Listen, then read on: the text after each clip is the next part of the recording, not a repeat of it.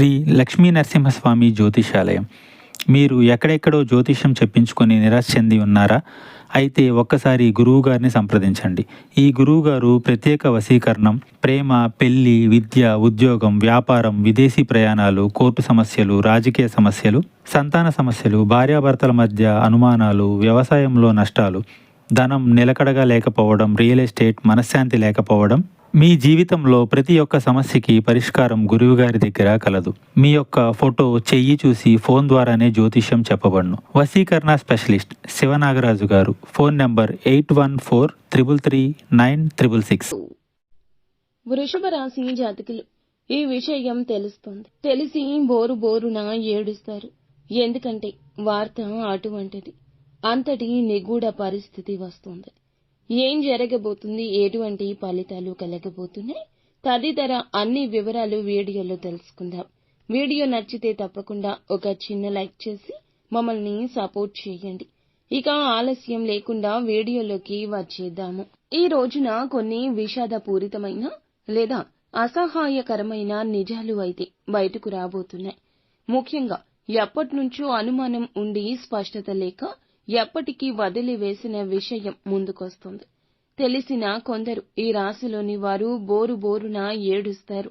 ఎందుకంటే కొన్నిసార్లు నిజాలు ఎంత నిర్దాక్షిణ్యంగా ఉంటాయో, దెబ్బతీస్తాయో ఈ రోజు అనుభవం అవుతుంది. ఏం జరుగుతుందో కొంచెం విపులంగా చూద్దాము. ఈ రోజున ఈ రాశి వారు కుటుంబ సంబంధాల్లో చాలా సున్నితంగా ఉంటారు. స్నేహితులు, బంధువులు ఏదైనా రహస్యం చెప్తే వెంటనే తెలుసుకోవాలి అనే ఆతురత ఉంటుంది. ఈ మధ్య కాలంలో ఒక వ్యక్తి మీద మీరు కొంత అనుమానంతో ఉన్నారు. ఇక ఆ వ్యక్తి మీకు దగ్గర స్నేహితుడైనా లేదా కుటుంబ సభ్యుడైనా కావచ్చు. ఈ రోజు మధ్యాహ్నం 2 గంటల నుండి సాయంత్రం 6 గంటల మధ్యలో చాలా కాలంగా వెతుకుతున్న నిజమైతే ఎట్టకేలకు బయటకొస్తుంది. ఇదొక మోసం కావచ్చు. ముఖ్యంగా డబ్బు సంబంధితమైంది, సాన్నిహిత్యం సంబంధం, ప్రేమ విషయంలో అయినా కావచ్చు.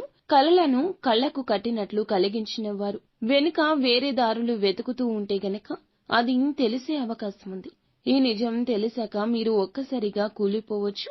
కొందరికి ఆవేశం ఎక్కువ అవుతుంది, కానీ కొందరికి కన్నీరు మాత్రమే వస్తుంది.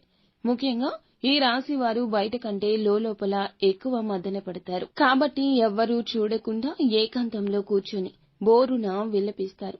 ఈ విషయంలో మీకు 2 మార్గాలు అయితే ఉన్నాయండి. ఒకటి, బాధను మనసులో పెట్టుకుని మళ్లీ దాన్ని కొనసాగించడం. రెండవది, కఠిన నిర్ణయం తీసుకుని ఆ వ్యక్తిని వదిలేయడం. ఏది సరిగ్గా అనిపిస్తుందో మీరే నిర్ణయించండి. కానీ ఒకటి గుర్తు పెట్టుకోండి, వృత్తిపరంగా, ఆర్థిక పరంగా ఈ విషయంలోకి ఇంకెవ్వరినీ కూడా లాగొద్దు. మీ మనసులోని విషయాలు మనసులోనే ఉంచండి, బయటికి స్లిప్ అవ్వకూడదు. అలా చేస్తే ప్రతిష్టకు దెబ్బ తగులుతుంది. ఇక ముఖ్య విషయం ఏమిటంటే, ఈ నిజాన్ని తెలిసి బాధపడితే తప్పకుండా కుటుంబానికి తెలిసే అవకాశం ఉంటుంది. మీ యొక్క భుజాలపై మీ ఇంటి వాళ్ళు సానుభూతి చూపిస్తారు. కానీ సమస్యలు పెంచవలసిన అవసరం లేదు కదా. ఈ రోజు సాయంత్రం 7 దాటాక ఆ వ్యక్తి నుంచి మరొకసారి ఎక్స్ప్లెనేషన్ రావచ్చు. నిశ్శబ్దంగా వినండి. తక్షణ నిర్ణయం వద్దు. 3 రోజులు ఆలోచించండి. ఆర్థిక పరిస్థితి పరంగా ఈ నిజం డబ్బు సంబంధం అయితే గనక కొన్ని అనుకోని లోటులు కూడా బయటపడతాయి. ఆ ఖర్చులను ఎటువంటి ఘర్షణ లేకుండా సామరస్యంగా ఎదుర్కోండి. ఎవ్వరికీ అప్పులు ఇవ్వడం లేదా తీసుకోవడం కూడా మంచిది కాదు. ఆరోగ్యం విషయానికి వస్తే ఎక్కువగా భావోద్వేగాలు, నిద్రలేమి, హైడ్రేషన్, తలనొప్పులు ఉండొచ్చు. సరైన నిద్ర అవసరం. ఏకాంతం కూడా, లోపల పుస్తకాలు చదవడం కూడా, హాల్లో ఒక చిన్న వాకింగ్ చేయడం మెల్లిగా కూలవ్వడానికి ఉపకరిస్తుంది. ఏకాంతంగా ఉండండి. బాధ ఎక్కువైనా మళ్లీ ఆ వ్యక్తిని కన్ఫర్మ్ చేయడానికి వెంటనే వెళ్ళకండి. ఎక్కువ మందితో పంచుకోకండి. గోప్యతే ముఖ్యం.